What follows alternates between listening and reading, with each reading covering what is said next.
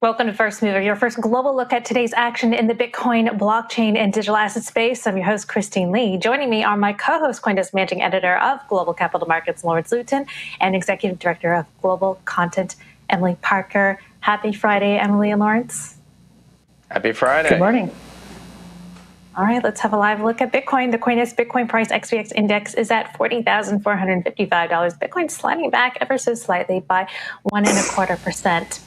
The CoinDesk Ether price ETX index is at 2806, also taking a bit of a breather, down about 15 basis points. And the DFX CoinDesk DeFi index is at 247, actually rising about 1.3% over the past 24 hours. The most reliable reference prices for institutions since 2014 are now published under the CoinDesk brand, trusted globally as a leader in crypto news, events, and data.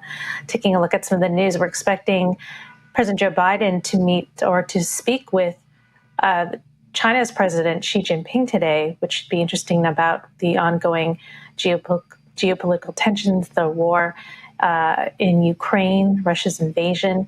Markets have been choppy, but today on thin volumes, not doing much. So I guess, Lawrence, let's start with you. What's going on with the markets?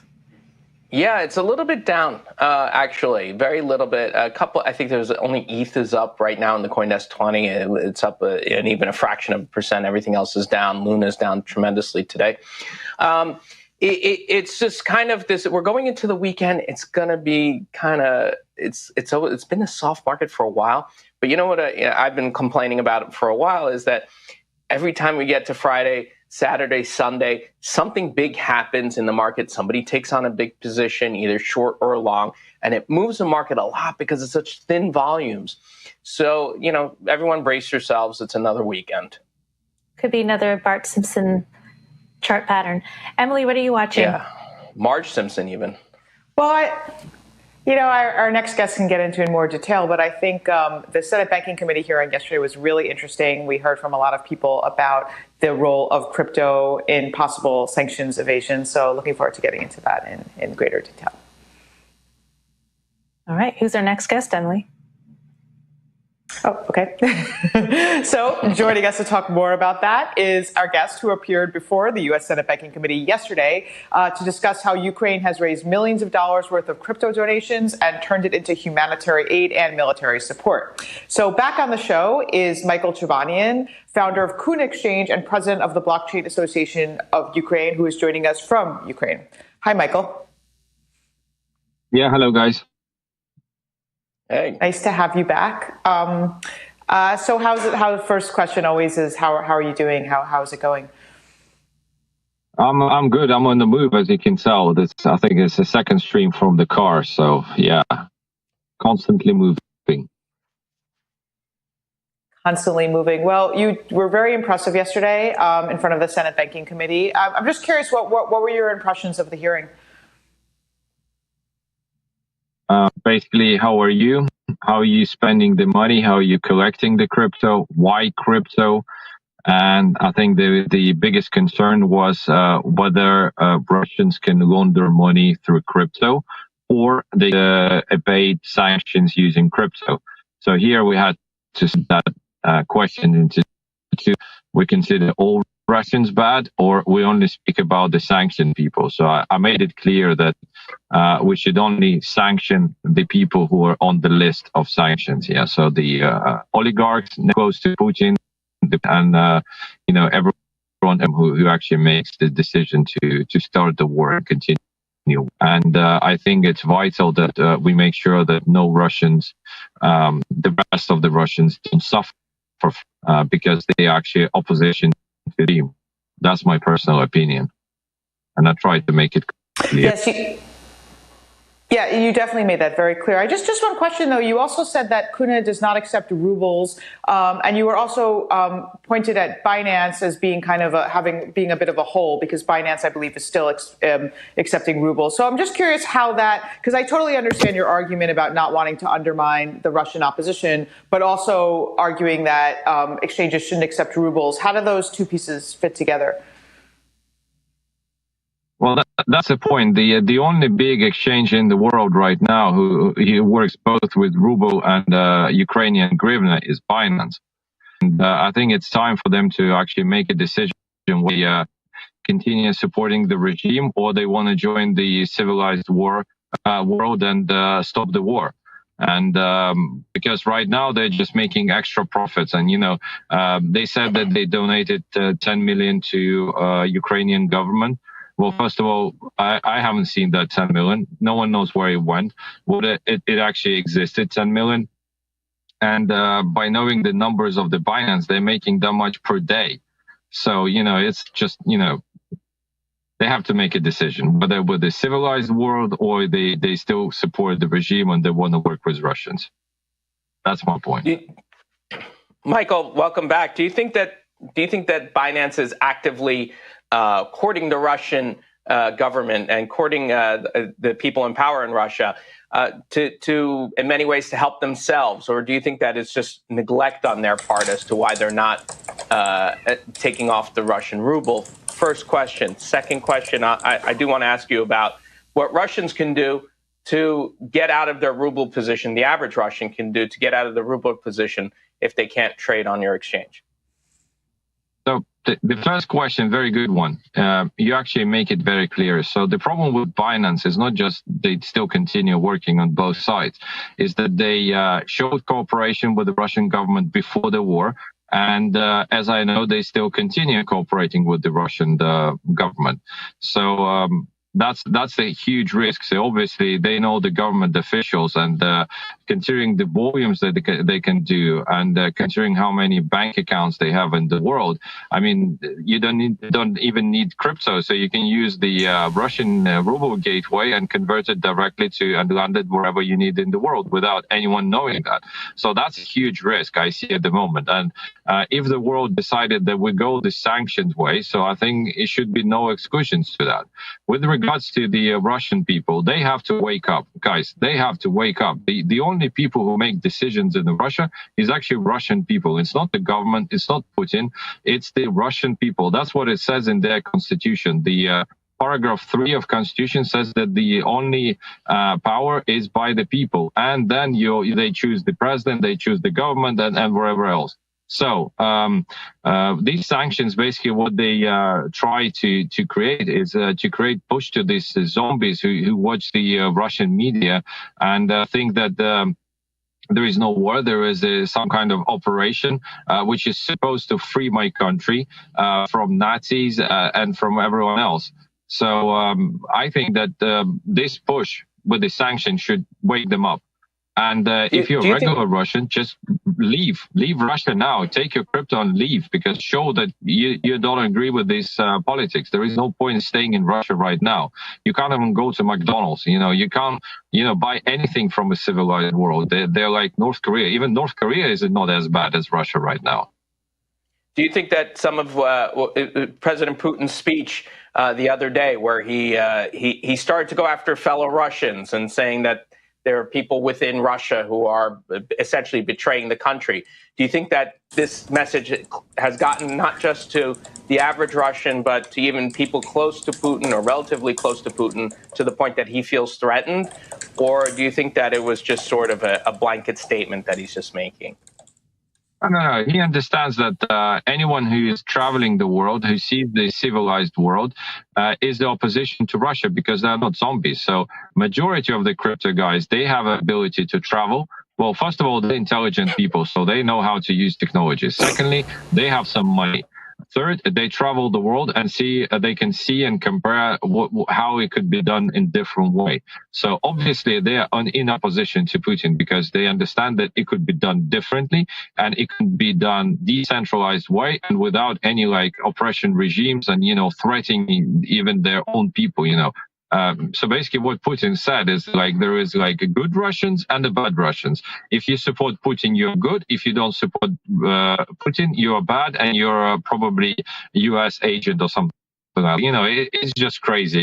It gives me smiles, but unfortunately we have to cry because people are dying in my country because of this. Michael, just a terrible what you're going through, but you were saying two things.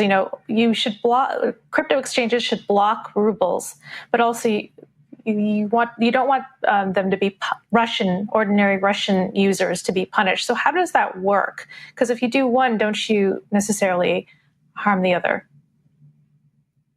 Well, first way, they can create when they have their own exchanges within Russia and their local exchanges. Use your own local exchanges to, get rid of the rubles, buy crypto. And the next step should be buy a ticket to wherever country you can fly now. Not the countries you can fly out now, but you should take your family and leave.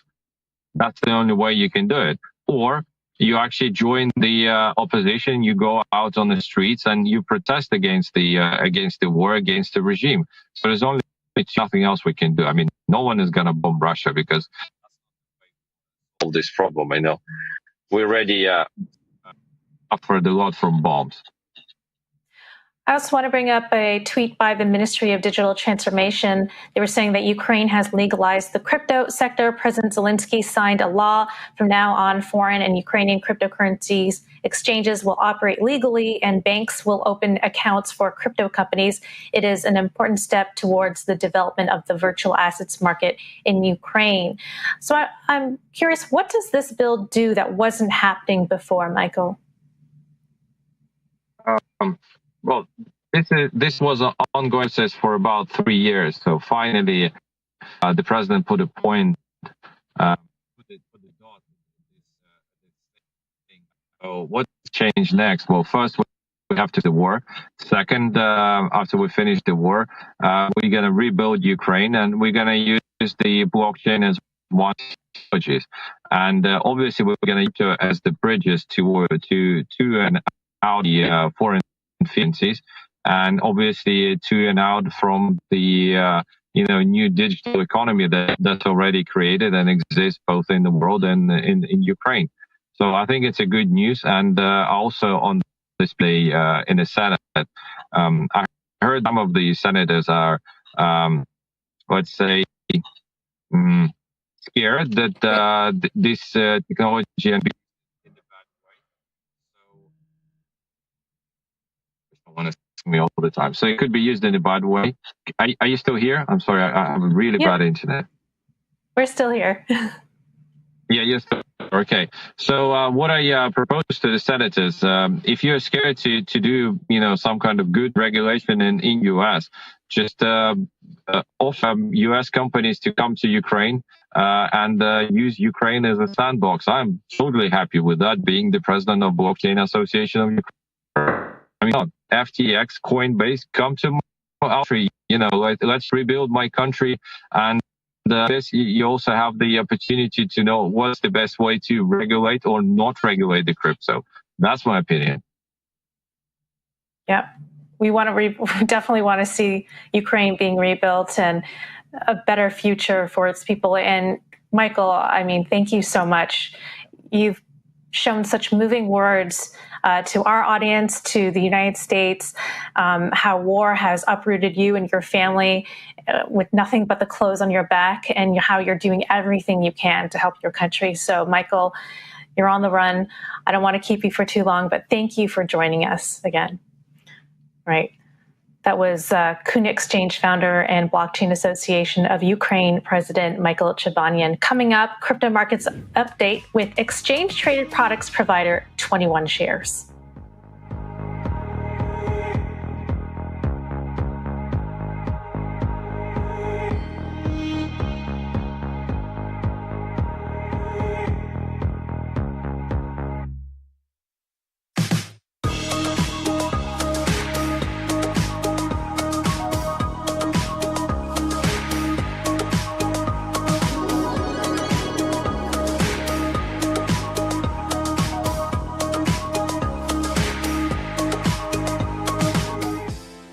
Checking in on Bitcoin, the CoinDesk Bitcoin price XVX index is at $40,455. Bitcoin sliding about 1.25%. The CoinDesk Ether price ETX index is at 28.06. ETH is also back about 15 basis points. And the DFX CoinDesk DeFi index is at 247, climbing about 1.3%.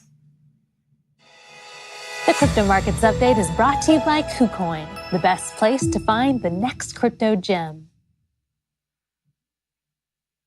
Well, as I said, it's Friday. That means this weekend might be another volatile weekend. Joining us now to discuss the crypto markets is Hani Reshwan. He is co-founder and CEO of ETP Provider, 21 Shares, based in Zug, Switzerland. Welcome, Hani. Hello, happy to be here. Well, I'm glad you're here. You know, it's Friday, as I said, and we've seen some pretty crazy weekends. Why are the markets so thin, given what we're seeing? We had the Fed raising rates. We have the potential of the Fed also unloading its balance sheet, which could also create some volatility down the road at their next meeting. And we have a war in Ukraine, yet volumes in crypto aren't what they were just in October and November. What's going on? The data that we've seen from the start of the year is more limited inflows versus last year. We think that a lot of people are holding. We're not seeing a lot of outflows. We're not seeing a lot of selling action. But like you said, we're also not seeing great buying experiences or flows either. It seems that a lot of people are adopting a wait and see holding approach. What do you suspect is the reason why the inflows aren't coming in the way they were months ago? Do you think that part of it at least had to do with the crackdown on crypto in China?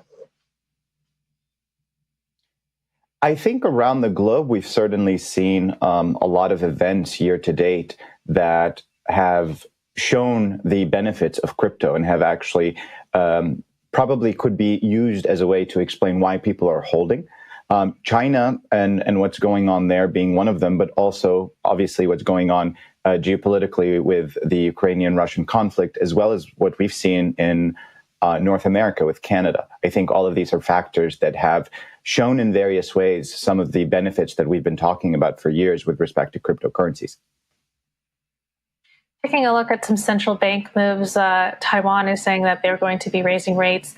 The other day, the Bank of England raised rates by 0.75%, and of course, the Federal Reserve in the United States raising rates by 0.25%. So I wonder when we'll see these actions start to impact inflation and curb inflation as they intend to do. I think the effects of these types of movements are almost always delayed. If you think about the past 6 months, clearly there was a lot of action around October and November, but really that was built on many months prior of government actions, macroeconomic conditions, etc. So I do feel that this year will be quite good for the crypto scene in terms of inflows by the end of the year. I think at the end of the year, we will see the aggregate inflows and be quite comfortable and think it's a pretty good year. And this is based on a lot of the conversations that we're having around the globe with a ton of regulators who have changed a lot of their opinions and are looking at this very, very seriously.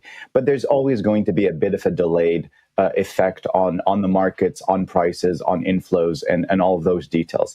But everything that I'm discussing and hearing is making me pretty bullish and a pretty big optimist on this. We've been talking so much about Bitcoin recently, but there's been some other interesting kind of performances by various other coins. So I think you mentioned XRP, for example. What's going on with XRP? What's happening there? It seems like we've seen some spikes in performance there. I am actually not sure exactly what happened with XRP, but overall, year to date, we have seen a lot of interest in some of the alternative coins as well. XRP obviously being in that basket. A lot of people come in via Bitcoin and Ethereum and then go into the rabbit hole and see other assets. The other aspect of this is obviously, as you've shared, the price movements of Bitcoin and Ethereum have been a lot less volatile than some of the other altcoins. And so what ends up happening is you get a ton of trading activities that can concentrate on some of the alternatives as opposed to the big caps, if you will. All right, interesting. All right, Hani, thanks for joining us. Appreciate your insights. We got to wrap it there, but that was 21 Shares CEO Hani Rajwan. Coming up, we'll be checking in with CoinDesk Global Policy and Regulation Managing Editor Nick Day, and also some grassroots fundraising for Ukraine by Massive. Hi, I'm Michael Casey, Chief Content Officer and co-host of Money Reimagined. You're watching CoinDesk TV.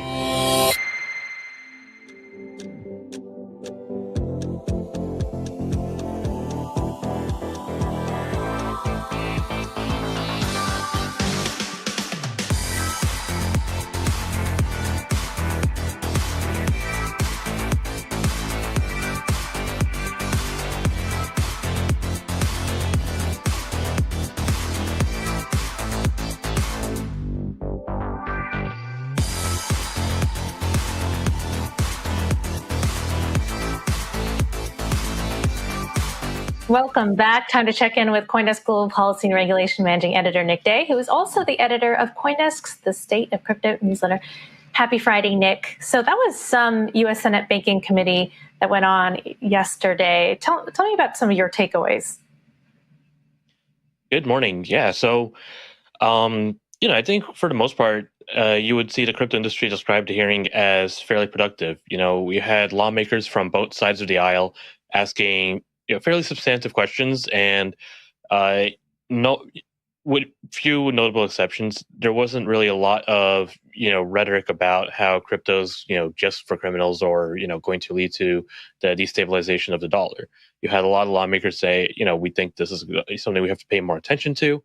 You had some lawmakers go so far as to ask whether there has to be a fresh regulatory framework for crypto, or if it makes sense to try and put crypto into existing regulatory, securities and banking frameworks.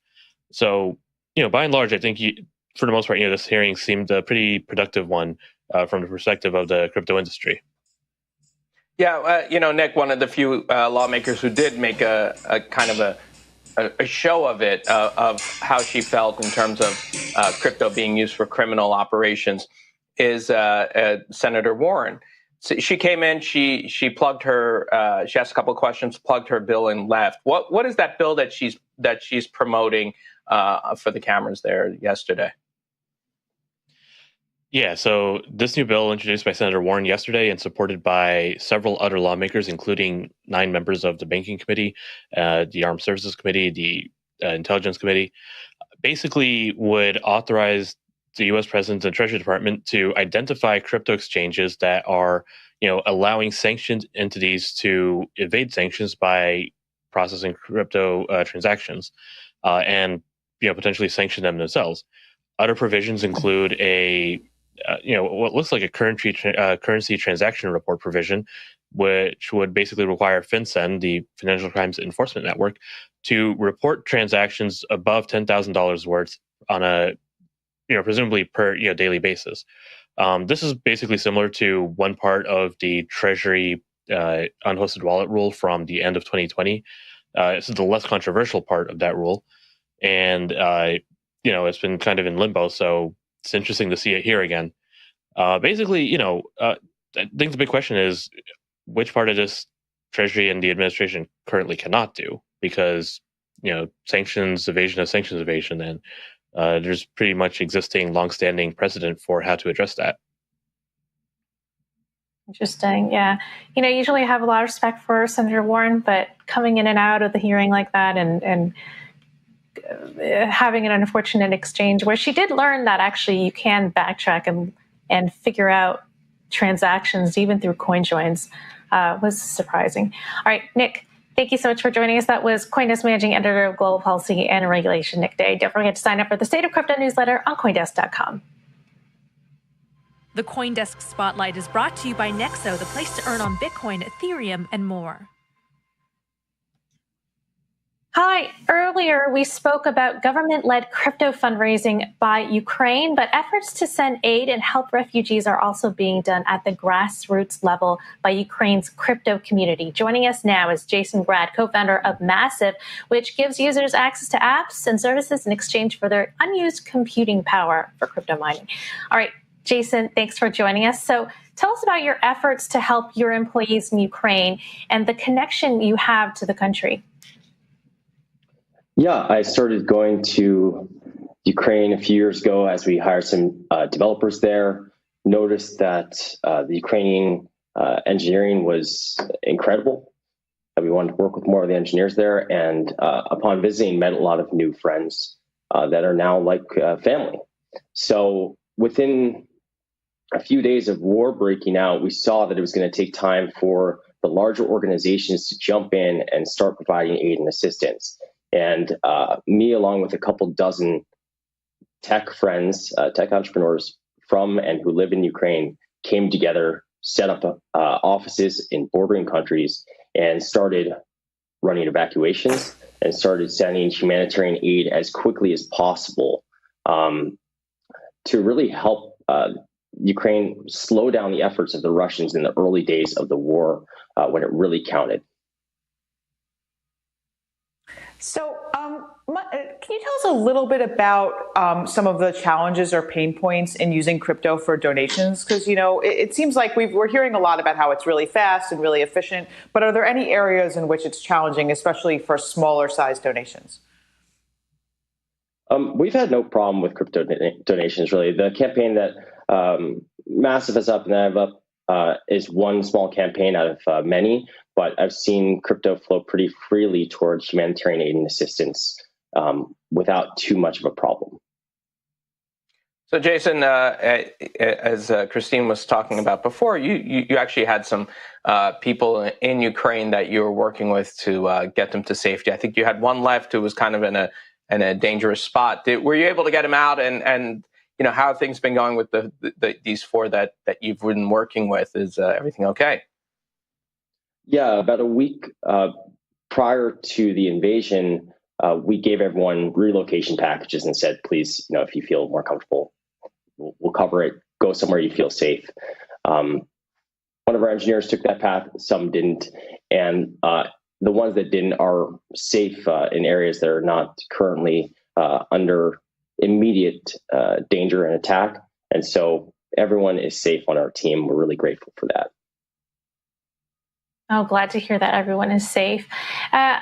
Just earlier we were showing pictures of that Massive had sent to us about some of the humanitarian aid that you've been sending, as well as your campaign donation page. So I'm wondering how much have you raised?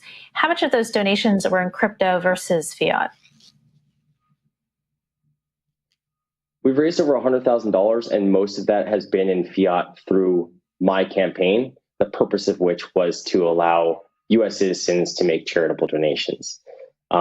Outside of my campaign, I've seen millions come in toward humanitarian aid and assistance that we've been deploying, where people may be donating crypto and they don't care about the charitable donations. Mm-hmm. And how have you seen the needs shift from, at the beginning of the war compared to right now? Well, war is evolving on a daily basis or almost hourly, the needs in different areas. And at first, our efforts were really toward evacuating as many people as possible and getting supplies into the country as quickly as possible. In the first couple of weeks, me and this group of a couple dozen entrepreneurs evacuated over 1,000 people, women and children. And at this point now, some larger organizations are starting to step up and send aid, but they don't really understand what's going on the ground. And so it's shifted from our delivering humanitarian aid and assistance and evacuating women and children to helping organizations know where supplies are actually needed, what are the specific hospitals in the specific cities, and what are their needs versus, you see these campaigns that raise $100 million. There's no way to deploy that immediately. That's for next year. And so now our organization is shifting toward really helping them understand what's going on the ground so that we can get millions of dollars of aid into the country where it's needed most now. And also, it's becoming more and more dangerous to run evacuations, clearly. And so shifting our focus to, once people are evacuated, helping refugees find housing and set up their new lives. We just had Michael Chobanian earlier, and one of the things he sees as an advantage to crypto is that it's able to get into people's hands a lot faster for even smaller transactions than fiat. And also it's a lot faster to get things done because it takes a long time to set up accounts, et cetera. Are you finding that as well? I mean, is that something that, here you've collected a lot of fiat, you've collected some crypto. Do you think that it's been easier to use that crypto? Yeah, so my campaign, again, for fiat was much easier, and that's why we did it that way, and luckily had a great partner to work with that could get this up and running with Good World within hours of wanting to raise money. But while I was doing that, I saw millions of dollars flow in toward humanitarian assistance in the early days of the war. And people can just send this instantaneously. They don't need to, you try to send a wire. Sometimes the banks get involved. There might be a problem. And it can take days to resolve simple transactions. And so I think absolutely for sending a high volume of donations, whether charitable or not, crypto was a very easy way to do so instantaneously at the outset of the invasion. Interesting. That may be the difference, if you have a big volume and want to make a $5 million donation, crypto is a lot faster than a wire transfer, but, smaller donations for smaller organizations, money may just work as well. But what I love about your story, Jason, is that you're just a regular guy who decided, I needed to do something about this. And so you're doing it, you're mobilizing, you're trying to help people in Ukraine. And so for other people out there who are in a similar position and just, want to help, what would you suggest to them? Yeah, I think there's something different about this. There's wars going on all the time, unfortunately. And for us in the tech community, this definitely hits home a bit differently. Ukrainian engineering powers or helps power technology we use every day. Ukrainian engineers work at Google, Microsoft, Samsung, Amazon, and co-founded companies like Solana and WhatsApp. And so I really do, I'm very encouraged by everyday people wanting to get involved from around the world.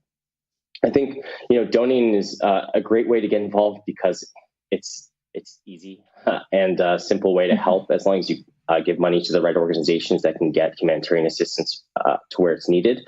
And I think just raising awareness that this invasion, this attack is not a random war with a random country. This is our communities that are being affected. And so raising awareness, donating, finding out what types of supplies are needed and where you could send them so that they actually get on the ground. And if anyone needs help doing that, they can feel free to reach out to me. And I'd love to be able to get a larger amount of humanitarian aid and assistance to the places where it's needed the most.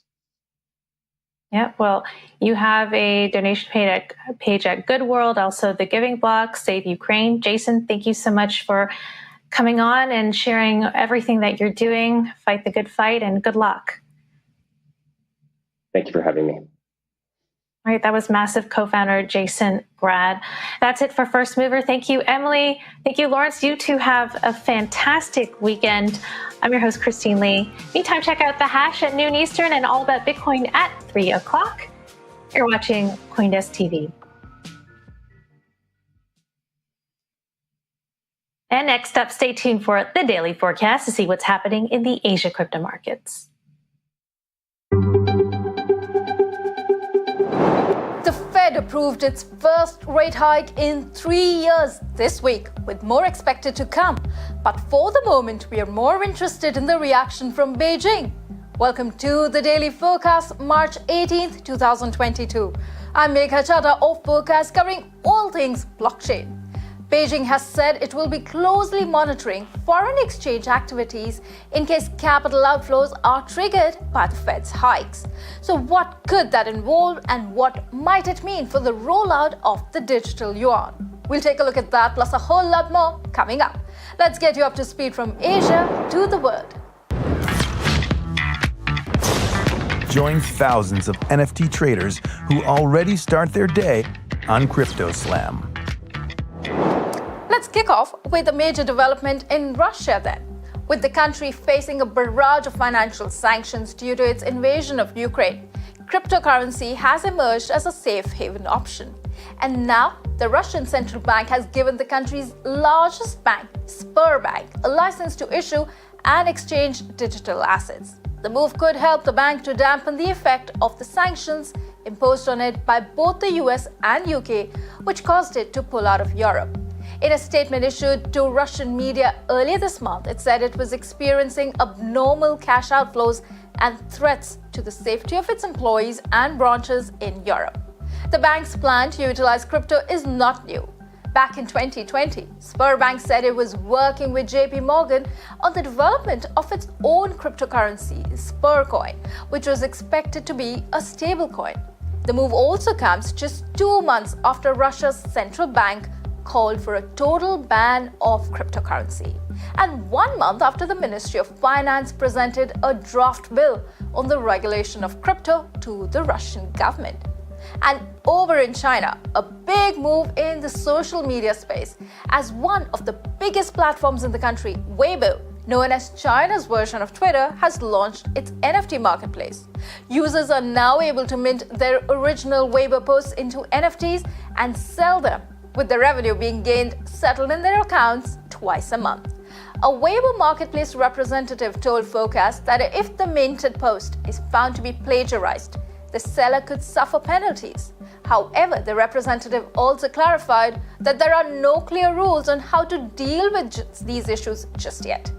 And Weibo's NFT marketplace is the latest addition in the list of social media platforms utilizing the technology.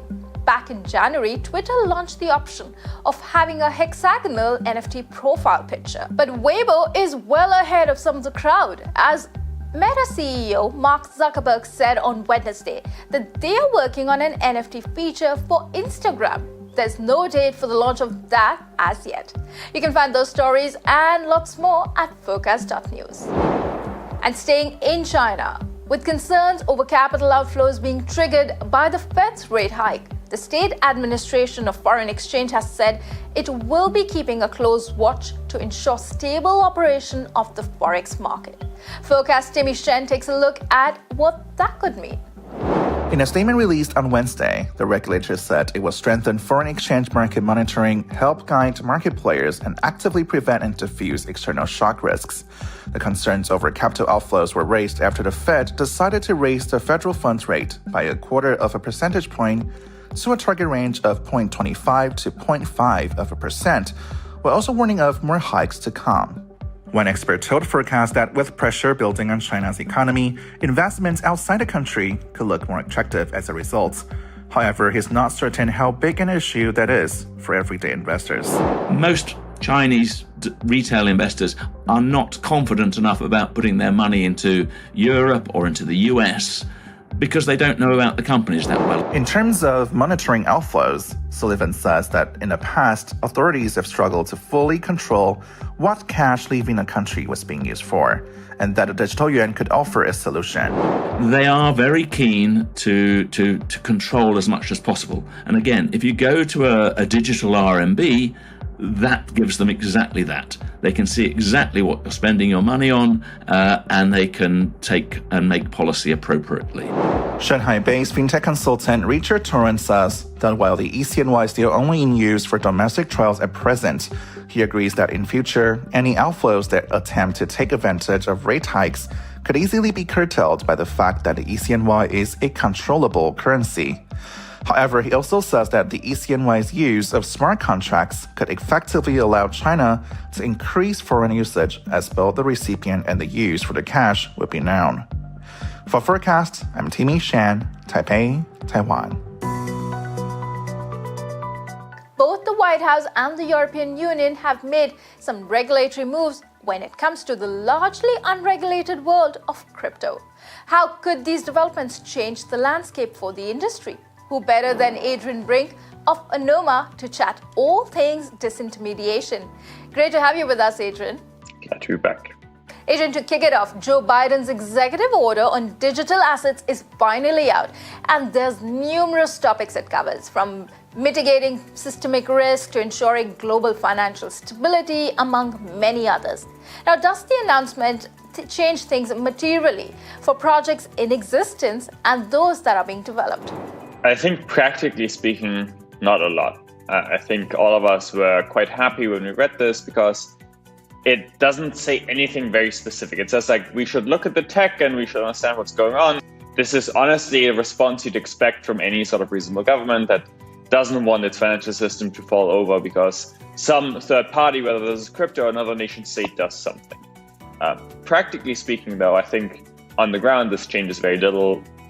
It's still mostly up to the SEC whether to prosecute American projects or not. So I still think that risk hasn't been cleared.